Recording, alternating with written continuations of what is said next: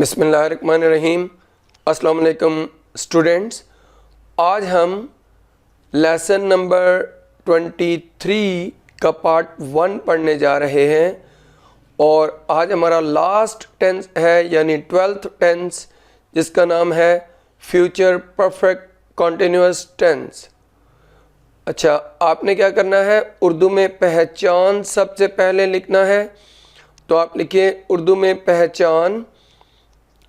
अगर उर्दू के फ़िक्रे के आखिर में रहा होगा, रही होगी, रहे होंगे, रही होंगी, रहा हूँगा, रही हूँगी, रहे होगे या रही होगी वगैरह में से कोई एक आए और फ़िक्रे में वक्त और मुद्दत में से भी कोई एक आए तो फ़िक्रा फ्यूचर परफेक्ट कॉन्टिन्यूअस टेंस वाला होता है। स्टूडेंट्स, ये तो आपने पहचान लिखी। देखें, पहले भी मैं आपको फ्यूचर कॉन्टिन्यूअस टेंस पढ़ाते हुए यही निशानियां लिखवा चुका हूं, यानी रहा होगा, रही होगी, रहे होंगे, इस तरह। और इधर भी वही लिखवाई, लेकिन दोनों में डिफरेंस क्या है, वक्त और मुद्दत का। फ्यूचर कॉन्टिन्यूअस टेंस में वक्त और मुद्दत नहीं आता, लेकिन फ्यूचर परफेक्ट कॉन्टिन्यूअस टेंस में वक्त और मुद्दत आता है जी। लेकिन अब एक और बात, अगर फ्यूचर परफेक्ट कॉन्टिन्यूअस टेंस वाले में वक्त और मुद्दत ना आए तो फिर हम क्या करते हैं। अगर इस तरह के जुमले में वक्त और मुद्दत ना आए तो फिर पहचान तब्दील हो जाती है, जो कुछ इस तरह है। आप नोट लिखिए, अगर फ्यूचर परफेक्ट कॉन्टिन्यूअस टेंस वाले जुमले में वक्त या मुद्दत ना आए तो पहचान तब्दील हो जाती है, जो मंदरजा झैल है। अब वो क्या लिखनी है, अगर उर्दू के फ़िक्रे के आखिर में ता रहा होगा, ती रही होगी, ते रहे होंगे, ती रही होंगी, ता रहा हूँगा, ती रही होंगी, ते रहे होगे या ती रही होगी वगैरह में से कोई एक आए तो फ़िक्रा फ्यूचर परफेक्ट कॉन्टिन्यूअस टेंस वाला होता है। स्टूडेंट, याद रखिए कि वक्त और मुद्दत जब ना आए तो फिर तब्दील हो जाती है निशानी, और रहा, रही, रहे से पीछे ता, ती, तेती आ जाता है तो निशानी ता रहा होगा, ती रही होगी, ते रहे होंगे, ती रही होगी, ता रहा हूँगा, ती रही होंगी, ते रहे होगे या ती रही होगी हो जाती है। तो स्टूडेंट्स, आपने ये पहचान जो बग़ैर वक्त और मुद्दत के आपने पढ़ी समझी, इसको आपने ख़ास तौर पर याद रखना होगा। अच्छा, अब उर्दू में पहचान के बाद हम क्या करते हैं कि इसकी अंग्रेज़ी कैसे की जाती है, स्ट्रक्चर्स इंग्लिश के लिखते हैं। तो आप हेडिंग लिखिए स्ट्रक्चर्स, और नीचे आपने लिखना है अफर्मेटिव सेंटेंस का structure. Subject plus shall have been या will have been plus first form ING plus rest of the sentence जी। तो स्टूडेंट्स, बात इस तरह है कि आपने अब एग्जाम्पल्स, इस अफर्मेटिव जो स्ट्रक्चर है उसकी आपने लिखना है। आप लिखिए, अगले नवंबर में मैं 3 माह से अपने फ़राइज़ को सर अंजाम दे रहा हूँगा। In next November, I shall have been performing my duties for 3 months. तो स्टूडेंट्स, ये देखिए, आपने इंग्लिश देखी अगले नवंबर में, और फिर फ़राइज़ की जो अदायगी हो रही है, सर अंजाम दे रहा हूँ, वो 3 माह से मैं दे रहा हूँगा, यानी अगले नवंबर से मैं अपने फ़राइज़ को 3 माह से सरअंजाम दे रहा हूँगा। तो उसकी इंग्लिश पहले आपने क्या लिखना है कि इन नेक्स्ट नवंबर, और फिर क्या करना है कि सब्जेक्ट लगाना है। ये इन नेक्स्ट नवंबर अज़ाफ़ी चीज़ आएगी। ये अज़ाफ़ी एक फ्रेज़ होती है। असल में सेंटेंस यहाँ से आपने शुरू करना है कि I subject shall have been performing, shall have been helping verb और performing main verb, my duties ये ऑब्जेक्ट आएगा, और फॉर 3 मंथ्स 3 माह से आगे जो मुद्दत आई है वो आएगी। अब नेक्स्ट सेंटेंस लिखिए, 2021 से वो 4 साल से चीनी का कारोबार कर रहा होगा। इन 2021, he will have been dealing in sugar for 4 years। तो स्टूडेंट्स ये देखिए, उसी तरह पहले फ्रेज आई इन 2021, फिर कॉमा लगा, फिर आगे बाकी सारा सेंटेंस लिखा गया। तो पहले जुमले में आई था तो शैल हैव बीन, और दूसरे में ही है तो विल हैव बीन लगा। ये नोट आपको मैं स्ट्रक्चर्स के बाद एंड में लिखवाऊंगा कि किस सब्जेक्ट के साथ शैल हैव बीन और किस सब्जेक्ट के साथ विल हैव बीन लगाया जाता है। अब आपने नेक्स्ट स्ट्रक्चर लिखना है, वो नेगेटिव सेंटेंसेस का स्ट्रक्चर है। लिखिए subject plus shall not have been या will not have been plus first form ING plus rest of the sentence. Example लिखिए, नवंबर में मैं 3 माह से अपने फ़राइज़ सरअंजाम नहीं दे रहा हूँगा। In next November I shall not have been performing my duties for 3 months. तो ये देखें स्टूडेंट्स, नेगेटिव सेंटेंस। अब दूसरी एग्जांपल ले लेते हैं, 2021 में वो 4 साल से चीनी का कारोबार नहीं कर रहा होगा। इन 2021 he will not have been dealing in sugar for 4 years। तो स्टूडेंट देखिए, हेल्पिंग वर्ब शैल और विल जो है उसके बाद आपने नॉट लगाया, यानी जो नॉट होता है, जितने भी हेल्पिंग वर्ब एक नेगेटिव सेंटेंस हों सबसे पहले हेल्पिंग वर्ब के बाद नॉट लगाया जाता है।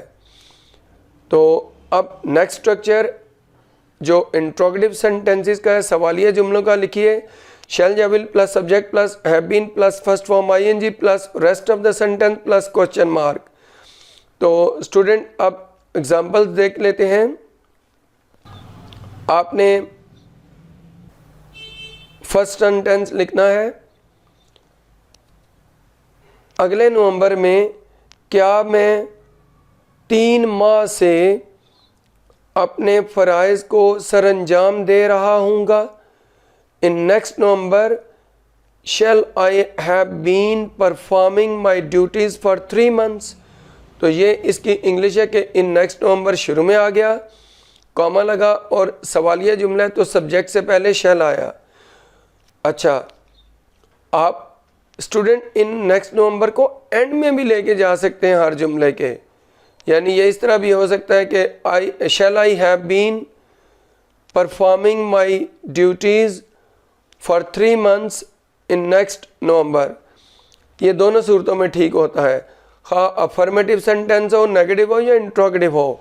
अब नेक्स्ट एग्जांपल पे चलते हैं। क्या वो 2021 में 4 साल से चीनी का कारोबार कर रहा होगा? Will he have been dealing in sugar for 4 years in 2021? तो स्टूडेंट देखिए, इसमें इन 2021 को मैंने एंड में रखा, ये दोनों जगह पे आ सकता है, शुरू में और एंड में। अच्छा, अब यहाँ पर एक बात रखनी है कि सवालिया जुमला जो होता है, जितने भी हेल्पिंग वर्ब हो, सिर्फ फर्स्ट हेल्पिंग वर्ब को हम सब्जेक्ट से पहले ला सकते हैं। अब चलते हैं डबल इंट्रोगेटिव सेंटेंस पर। स्ट्रक्चर लिखिए, why, when, where, how plus shall या will plus subject plus have been plus first form ING plus rest of the sentence plus question mark. Example लिखिए, अगले नवंबर में तुम कहाँ 3 माह से अपने फ़राइज़ सरअंजाम दे रहे होगे। Where will you have been performing your duties for 3 months in next November. तो स्टूडेंट देखिए, वेयर शुरू में आया, आगे हेल्पिंग वर्ब सब्जेक्ट, फिर बाकी हेल्पिंग जो वर्ब जो हैव बीन है वो, फिर फर्स्ट फॉर्म आईएनजी, फिर ऑब्जेक्ट, फिर मुद्दत आई फॉर 3 months और आखिर में अगले नवंबर में। अब ये लिखिए नेक्स्ट एग्जाम्पल क्या है, क्या वो 2021 में 4 साल से, वो 2021 में कहाँ 4 साल से चीनी का कारोबार कर रहा होगा। इंग्लिश सुनिए, where will he have been dealing in sugar for 4 years in 2021। तो स्टूडेंट्स ये सारे आप देखिए स्ट्रक्चर्स और उनकी एग्जांपल्स थी। अब हम क्या करते हैं, नोट की तरफ चलते हैं। तो आपने नोट्स लिखने हैं 1 2 3 नोट्स हैं। आपने फर्स्ट नोट लिखना है, I we equal shall have been and you he she it they singular noun and plural noun equal will have been. तो स्टूडेंट इधर आई वी के साथ हमेशा शैल हैव बीन आता है, बाकी तमाम subject you he she it they singular noun plural noun के साथ हमेशा विल हैव बीन आता है। यहाँ पर shall have been will have been interchange नहीं होते, क्योंकि इस टेंस के अंदर कोई इरादा, धमकी, हुक्म, नसीहत या ताकीद वगैरह नहीं पाए जाते, ज़रूर का लफ्ज़ नहीं आता। अब नेक्स्ट नोट, जिन औकात की जमा हो सके उनसे पहले फॉर और जिन औकात की जमा हो सके उनसे पहले सिंस लगाया जाता है। तो स्टूडेंट ये पॉइंट तो मैं बारहा समझा चुका हूँ, फिर समझ लीजिए। जिन औकात की जमा हो सके उनसे पहले फॉर, मसलन 1 मिनट और 10 मिनट, तो मिनट की जमा मिनट्स होती है, बेशक 1 मिनट हो या 10 मिनट्स हो, फॉर ही लगेगा से की इंग्लिश। कैसे, 1 मिनट से फॉर 1 मिनट, 10 मिनट्स से फॉर 10 मिनट्स। इसी तरह आवर्स का भी यही है, 1 घंटे से फॉर 1 आवर, 10 घंटे से फॉर 10 आवर्स। इसी तरह डेज का भी है, 1 रोज़ से फॉर 1 डे और 10 रोज़ से फॉर 10 डेज। इसी तरह वीक्स का भी है, 1 हफ्ते से फॉर 1 वीक, 10 हफ्ते से फॉर 10 वीक्स। इसी तरह मंथ्स का भी यही है, 1 महीने से फॉर 1 मंथ और 10 महीनों से फॉर 10 मंथ्स। सालों का भी यही है, 1 साल से फॉर 1 ईयर और 10 सालों से फॉर 10 ईयर्स। तो स्टूडेंट्स जिन औकात की जमा हो सके, वाहिद और जमा दोनों में से जो भी आए उनके साथ आपने से की इंग्लिश फॉर करना होती है। अब आ जाए सिंस किन के साथ लगता है, जिन औकात की जमा नहीं हो सकती, मसलन सोमवार से सिंस मंडे, तो मंडे की जमा नहीं होती। मॉर्निंग यानी सुबह से, तो सिंस मॉर्निंग, मॉर्निंग की जमा नहीं होती। 10 बजे से सिंस 10 o'clock, ये घड़ी का जो टाइम होता है इसकी जमा नहीं होती। अप्रैल से सिंस अप्रैल, महीनों के नामों की जमा नहीं होती। 2015 से सिंस 2015, तो देखें 2015 की जमा नहीं होती। बचपन से सिंस चाइल्डहुड, चाइल्डहुड की जमा नहीं होती। जवानी से सिंस यूथ, यूथ की जमा नहीं होती। तुलुए आफ्ताब से सिंस द सनराइज, ये सनराइज वन वर्ड है, SUNRISE। गुरूब आफ्ताब से सिंस सनसेट, ये सनसेट भी वन वर्ड है, SUNSET। तो स्टूडेंट्स जिन औकात की जमा नहीं हो सकती उनसे पहले हम सिंस लगाते हैं। ये पॉइंट समझ आ गया। आप नेक्स्ट पॉइंट पे चलिए। आपने लिखना है कि फ्यूचर परफेक्ट कॉन्टिन्यूस टेंस वाले जुमले के साथ आने वाले दूसरे जुमले की अंग्रेजी पहचान देखे बगैर प्रेजेंट इंडेफिनिट टेंस में की जाती है।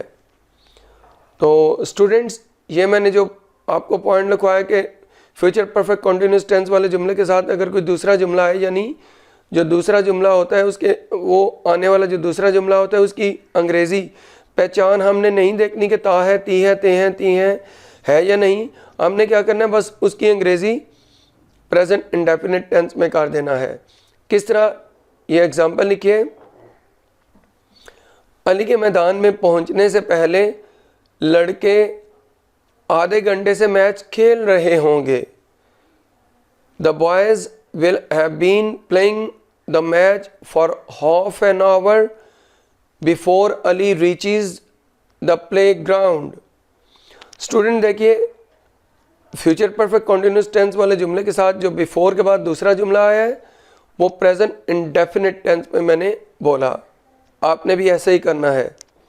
नेक्स्ट लिखिए, जब मैं 30 साल का हो जाऊंगा तो मैं 4 साल से चीनी का कारोबार कर रहा हूँगा। When I turn 30, I shall have been dealing in sugar for 4 years। तो स्टूडेंट्स देखिए कि मैं 4 साल से चीनी का कारोबार कर रहा हूँगा। I shall have been dealing in sugar for 4 years। और जब मैं 30 साल का हो जाऊंगा, When I turn 30, ये आई के बाद फर्स्ट फॉर्म यानी प्रेजेंट इंडेफिनिट टेंस व्हेन वाला जुमला जो दूसरा जुमला है साथ। तो स्टूडेंट्स समझें कि मैंने आपको इस टेंस के गोल्डन पॉइंट्स जो पढ़ाना थे वो भी इन्हीं नोट्स के अंदर हो गए। ये लास्ट जो नोट है यही गोल्डन पॉइंट था, एक ही था, मैंने इधर ही पढ़ा दिया। इस टेंस में मैंने आपको उर्दू में पहचान, इंग्लिश में स्ट्रक्चर, उनकी एग्जांपल्स, फिर 3 नोट्स लिखवाए, समझाए। स्टूडेंट्स इसके लिए जो बाकी पॉइंट्स फॉर स्पोकन इंग्लिश है इस टेंस के और एक्सरसाइज फॉर प्रैक्टिस वो इंशाल्लाह नेक्स्ट वीडियो लेक्चर में हम करेंगे। अभी इस वीडियो में यही कुछ पढ़ाना था। अगर आपको ये मेरा लेक्चर पसंद आए, इस मेरी वीडियो को लाइक कीजिए, शेयर कीजिए, मेरे चैनल को सब्सक्राइब कीजिए। इस वीडियो से इतना ही। अल्लाह हाफिज़।